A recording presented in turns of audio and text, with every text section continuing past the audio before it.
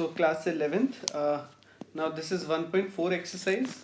अभी 1.5 exercise 1.4 exercise तक हम ऑलरेडी डिस्कस कर चुके हैं, जो कि हमने ऑपरेशंस ऑफ सेट्स पढ़ा था. Right now the next topic is complement of a set. So पहली बात तो ये कॉम्प्लीमेंट बेसिकली होता क्या है. What is complement?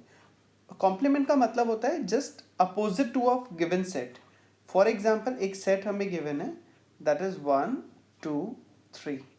अगर हमसे ये पूछा जाए कि ए कॉम्प्लीमेंट क्या होगा, तो उसके लिए जो सिंबल यूज होगा दैट विल बी ए के ऊपर ऐसे ही छोटा सा डैश लग जाएगा.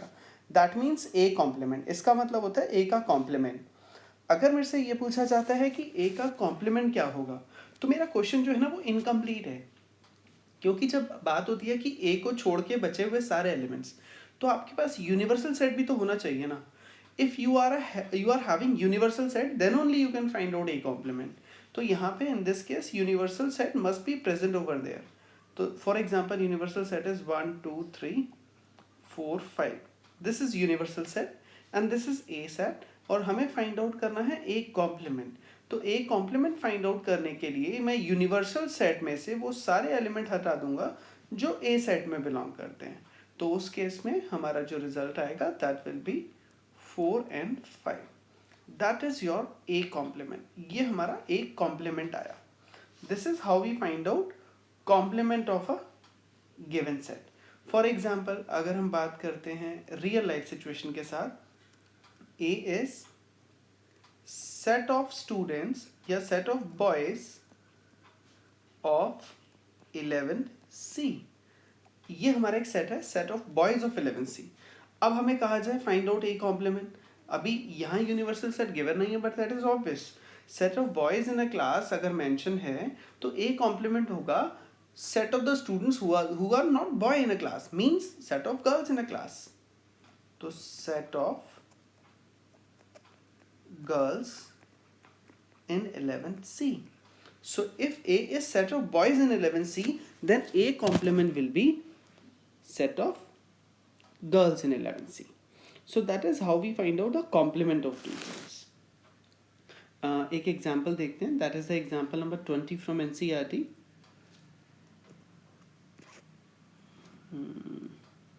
So 20th example, the question is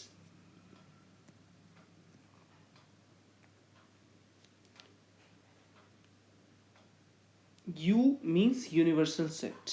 So in this example 20, universal set is given to us and the universal set is 1 2 3 4 5 6 7 8 9. 5 6 7 8 9 and 10. This is universal set given to us and we have to find out a complement where A is given to us 1 3 5 7 9,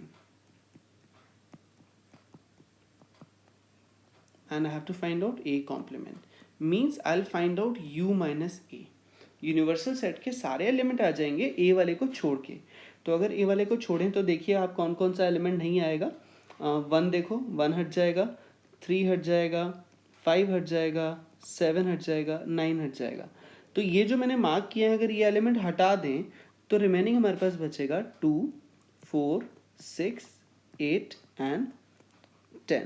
so this is A complement. ये हमारा set का complement find out हो गया. और इसी से related हमारे कुछ और एग्जांपल्स भी हैं. देखिए example number 22. Very simple question is that. Example number 22. So in this case universal set is given to us, that is 1 2 3 4 5 6. 1 2 3 4 5 and 6. This is universal set given to us. A set is 2 3. A set is 2 and 3, and B set is also given to us, that is 3 4 and 5. Now the question is find out A complement. First part आप easily कर सकते हैं. A complement यहाँ पे क्या हो जाएगा, that is the first part of question. A complement means A को छोड़ के बचा हुआ सारा. अगर हम देखें A सेट के एलिमेंट है 2 और 3, तो यूनिवर्सल सेट में सो जो ए सेट के एलिमेंट हैं वो हटा दीजिए। तो जब ये दोनों एलिमेंट हटा देंगे तो हमारे पास क्या बचेगा, हमारे पास बचेगा 1, 4, 5 and 6। This is how we can find out A complement. इस तरह से हम ए कॉम्प्लीमेंट निकालेंगे। Second part they are asking find out B complement. अभी बी कॉम्प्लीमेंट की अगर मैं बात करूं तो यूनिवर्सल सेट में से मैं बी सेट के एलिमेंट्स को रिमूव कर दूंगा। अगर मैं बी सेट के एलिमेंट्स को रिमूव करता हूं तो बी सेट के एलिमेंट देखिए, एक ये 3 है तो ये 3 रिमूव हो जाएगा, एक ये 4 है तो 4 रिमूव हो जाएगा, एक 5 है तो ये 5 रिमूव हो जाएगा। तो अगर मैं ये एलिमेंट हटा देता हूँ तो मेरे पास जो बचेगा वो क्या बचेगा, that will B 1, 2 and 6. So this is how we can find out B complement.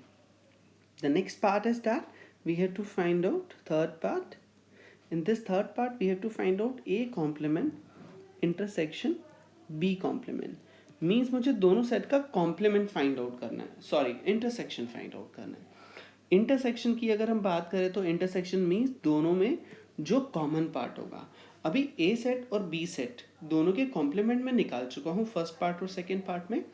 तो ए कॉम्प्लीमेंट और बी कॉम्प्लीमेंट में अगर आप कॉमन पार्ट देखो तो ये देखो, ये 1 and 1 this is common, 6 and 6 this is common.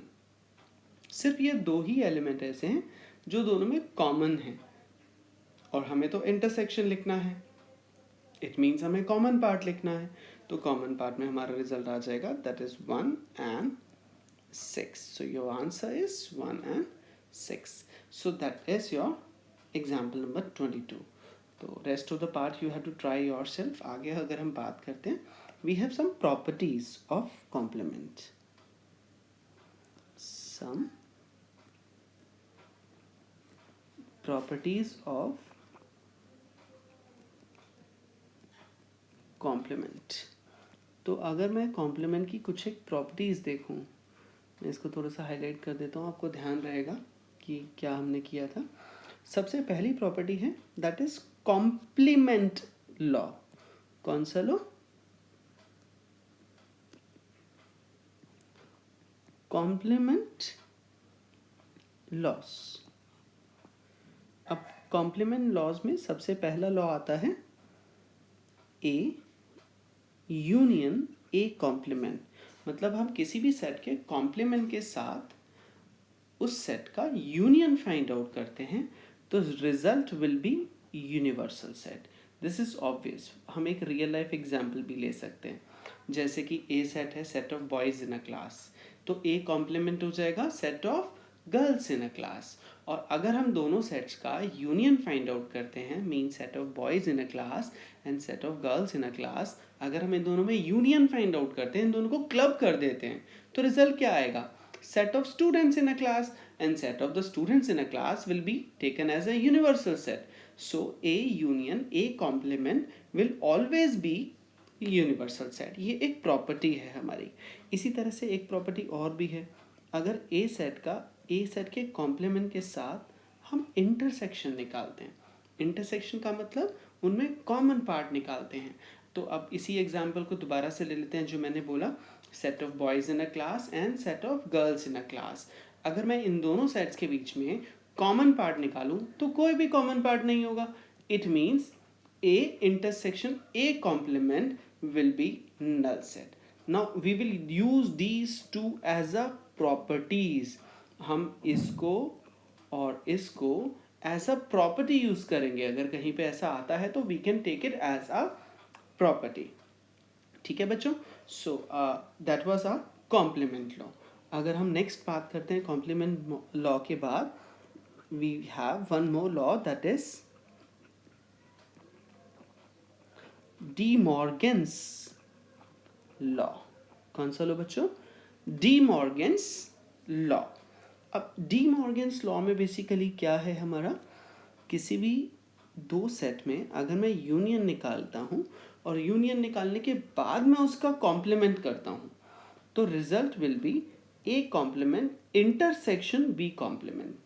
आप वेरीफाई कर सकते हैं किन्हीं भी दो सेट्स के साथ, किन्हीं भी दो सेट्स को लीजिएगा, उन दोनों में यूनियन फाइंड आउट करने के बाद उनका आप कॉम्प्लीमेंट निकालिए या फिर कॉम्प्लीमेंट निकाल के इंटरसेक्शन करिए, तो ये दोनों पार्ट्स इक्वल होंगे। That is your first part of D Morgan's law.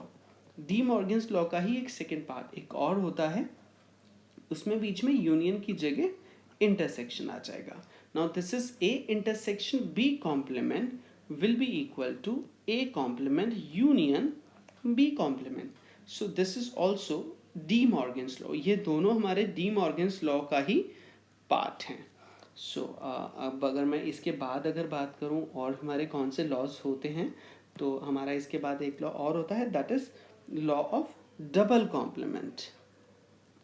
Law of double complement. This is obvious. अगर एक सेट सेट है A, that is boys of a class, अगर मैं उसका कॉम्प्लीमेंट निकालता हूँ तो उसका रिजल्ट आएगा set of girls in a class. If A set is set of boys in a class, मैं उसका कॉम्प्लीमेंट निकाल रहा हूँ तो आएगा set of girls in a class. तो अगर मैं उसका दोबारा से कॉम्प्लीमेंट करूँ mean set of girls in a class, तो वापस से वही आ जाएगा, that is set of boys in a class. तो एक कॉम्प्लीमेंट का जब हम कॉम्प्लीमेंट करते हैं ना, तो that will always be a same set जो हमने सबसे पहले लिया था। That is called law of double complement, क्योंकि जब कॉम्प्लीमेंट का कॉम्प्लीमेंट किया तो रिजल्ट वापस से वही आ जाता है। Next one more law is there, एक और लॉ है हमारा, that is law of empty and universal set.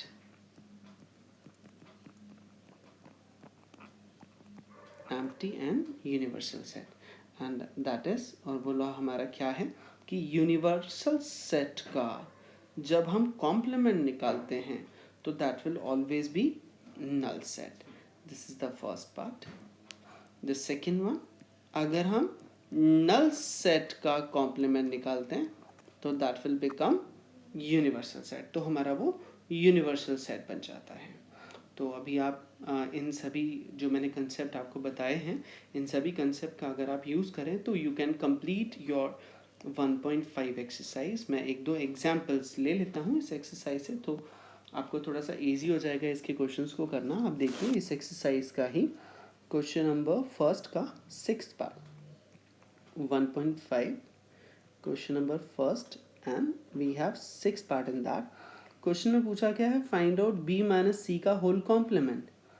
तो पहले तो बी माइनस किसी का भी कॉम्प्लीमेंट, बी माइनस सी का यहाँ कॉम्प्लीमेंट बोला है, तो बी माइनस सी का कॉम्प्लीमेंट निकालने के लिए पहले मुझे बी और सी पता होना चाहिए, मुझे यूनिवर्सल सेट भी पता होना चाहिए, तभी मैं फाइंड आउट कर सकता हूँ इन सभी वैल्यूज़ को। तो इस क्वेश्चन में यूनिवर्सल सेट गिवन है 1 2 3 4 5 6 7 8 9। Here universal set is 1 2 3 4 5 6 7 8 and 9. This is universal set. और साथ में B सेट और C सेट दोनों हमें गिवन है। B set is 2 4 6 8, 2 4 6 and 8. This is B set. Similarly we have C set 3 4 5 6, 3 4 5 and 6. पहले तो मुझे फाइंड आउट करना है बी माइनस सी। बी माइनस सी निकालने के लिए मैं बी सेट में से वो एलिमेंट माइनस कर दूंगा जो दोनों के कॉमन एलिमेंट्स हैं।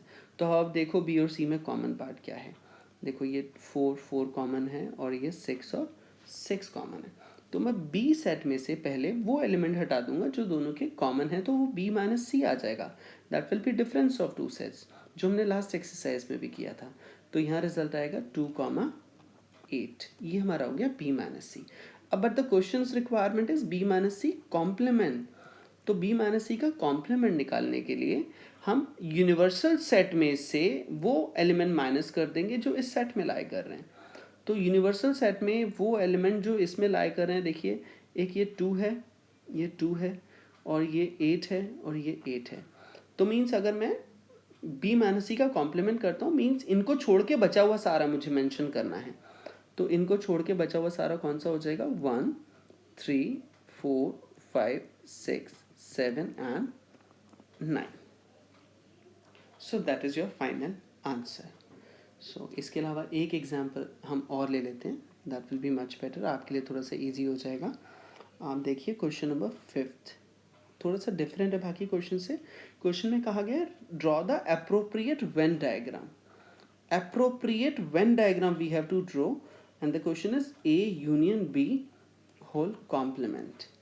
तो पहले तो हमें A union B find out करना पड़ेगा वेन डायग्राम से कि A यूनियन B क्या होगा। तो पहले मैं एक ऐसे वेन डायग्राम फॉर्म कर लेता हूँ। तो this is my universal set, ये मेरा एक यूनिवर्सल सेट को रिप्रेजेंट कर रहा है। इस यूनिवर्सल सेट में मुझे फाइंड आउट करना है A यूनियन B। तो मैं A यूनियन B को यहाँ पे डार्क कर देता हूँ। A यूनियन B को मैं थोड़ा सा शेड कर देता हूँ। This is my A union B। ये हमारा A यूनियन B है। But the question requirement is what, question में ये थोड़ी पूछा है, क्वेश्चन में पूछा है A यूनियन B का होल कॉम्प्लीमेंट। अगर वेन डायग्राम की हेल्प से मुझे A यूनियन B का कॉम्प्लीमेंट निकालना है, तो ये जो वेन डायग्राम ऊपर मैंने बनाया है, इसको छोड़ के जो ये शेडेड पोर्शन है, इसको छोड़ के जो बचा हुआ पोर्शन है वो कौन सा होगा। सो इसको छोड़ के बचा हुआ पोर्शन ये होगा, that is your A union B complement. देखिए हमें A यूनियन B का कॉम्प्लीमेंट कहा गया था निकालने के लिए, तो पहले मैंने A यूनियन B निकाला और उसके बाद उसको छोड़ के बचा हुआ एलिमेंट है वो हमारा रिजल्ट हो गया, that is A union B whole complement. This is the way how we can do this exercise. अभी आपका टास्क है 1.5 एक्सरसाइज को आप फिनिश करेंगे सारे क्वेश्चंस को, then we will start our next exercise in our next video. Thank you students, bye bye.